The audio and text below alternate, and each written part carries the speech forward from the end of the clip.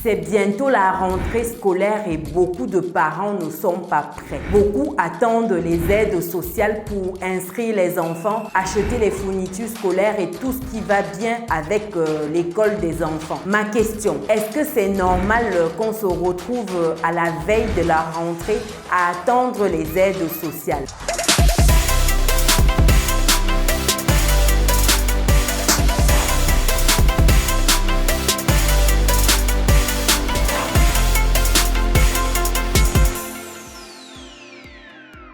Je m'adresse principalement à nos amis du côté de l'Occident, en France plus précisément, où on a plein d'aides sociales. En période de rentrée scolaire, par exemple, il faut savoir qu'il y a l'ARS, aide à la rentrée scolaire, qui est actuellement en cours de traitement, j'ai envie de dire, pour être versée à des millions de foyers qui répondent à certains critères financiers. Aujourd'hui en France, cette aide devrait être versée à 10,8 millions de foyers à partir du 15 septembre. Impressionnant.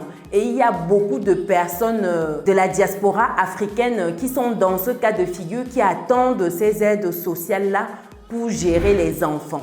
Oublions qu'en amont, cette rentrée scolaire doit être préparée. Oui, quand on est éligible, c'est un gros plus pour le foyer, c'est un gros plus pour le couple de pouvoir se dégager de certaines charges parce que l'aide vient combler cela. Mais s'attendre uniquement à cette aide-là pour gérer tout ce qui a trait aux enfants, car sans cela, on est un peu largué. C'est pas normal qu'on se retrouve ainsi en 2022 en étant parent. Quelles sont les aides disponibles pour cette rentrée scolaire pour les personnes qui sont résilientes de la France? On a entre autres l'ARS, donc je disais tantôt l'aide à la rentrée scolaire. Il y a également des primes exceptionnelles. Primes exceptionnelles versées sous condition de revenus, pareil pour l'ARS, sous condition de revenus. Il faut savoir que l'allocation de rentrée scolaire a été créée en 1974 et c'est disponible pour les foyers dont les enfants sont entre 6 et 18 ans, sous condition de revenus. Et ces conditions-là, c'est quoi? C'est le foyer ne doit pas dépasser un plafond allant de 25 370 € de ressources maximum en 2020 pour un enfant à charge à 42 935 € pour 4 enfants. Donc, c'est ça les maximums en termes de revenus pour être éligible. Donc, cette aide-là est versée pour chaque enfant entre 6 et 18 ans. Et en termes de montant par enfant, on est à 392 € et 5 centimes pour les enfants de 6 à 10 ans. Âge de l'école élémentaire, ici je précise, et 413 € pour les enfants de 11 à 14 ans, 428 € pour ceux qui sont entre 15 et 18 ans. Donc imaginez-vous maintenant des foyers qui ont 2, 3, 4, 5 enfants, sachant que généralement des familles africaines avoisinent en moyenne les 3 enfants, 3, 4 enfants, 3 enfants on va dire, restons sur 3. 3 enfants à raison de 400 €. On va prendre la moyenne. 400 €.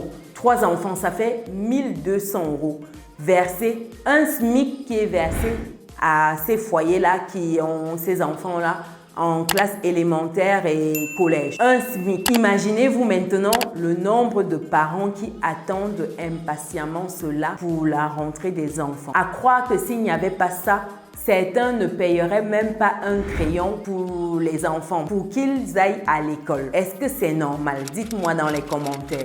Est-ce qu'en 2022, on doit se retrouver à attendre les aides sociales pour gérer la rentrée des enfants? Est-ce que c'est normal? Dites-le moi dans les commentaires. Parce que lorsqu'on se retrouve à échanger autour de cette thématique-là, beaucoup de personnes pensent que c'est légitime. Ils récupèrent une partie de ce que la France prend au Cameroun, à tous les pays africains, tous les ans.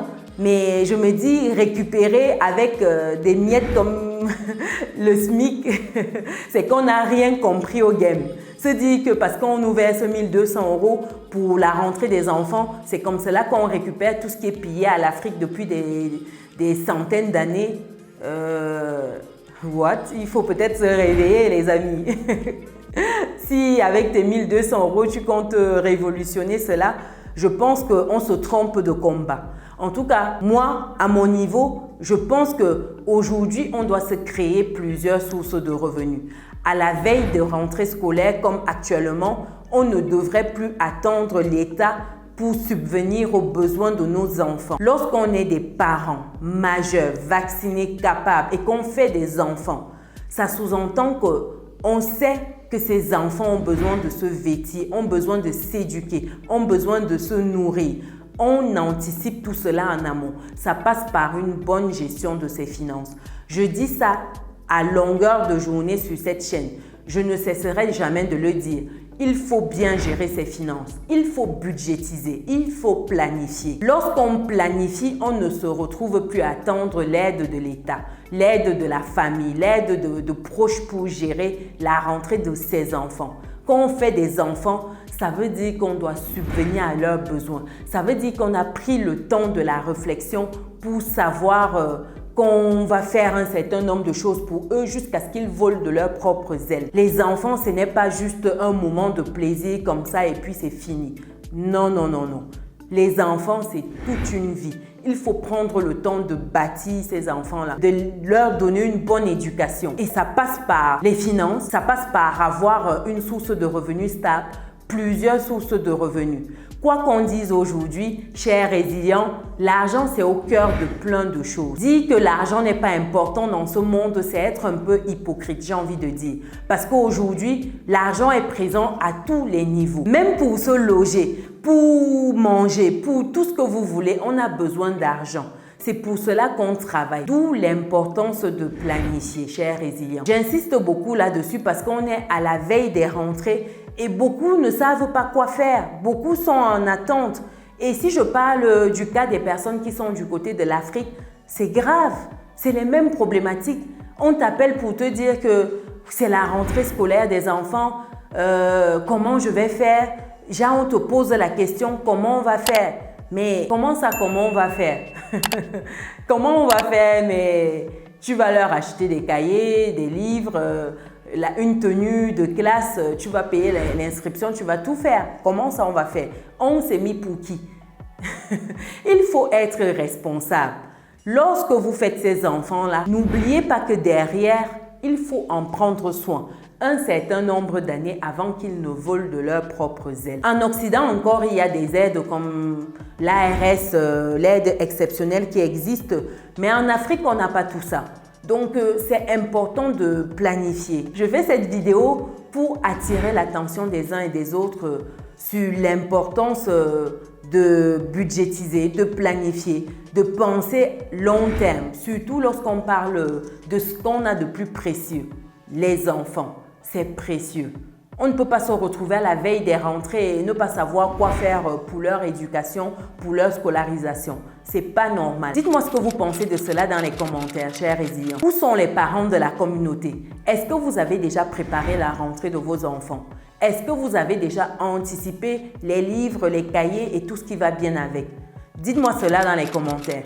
Pour toutes les autres personnes qui recherchent des idées business, je vous invite à télécharger mon petit livret qui vous donne 10 idées business que vous pouvez lancer aujourd'hui en Occident ou en Afrique avec ou sans capital de départ. Ça va vous permettre de préparer sereinement la prochaine rentrée scolaire. Nous, on se dit à très bientôt. Ciao!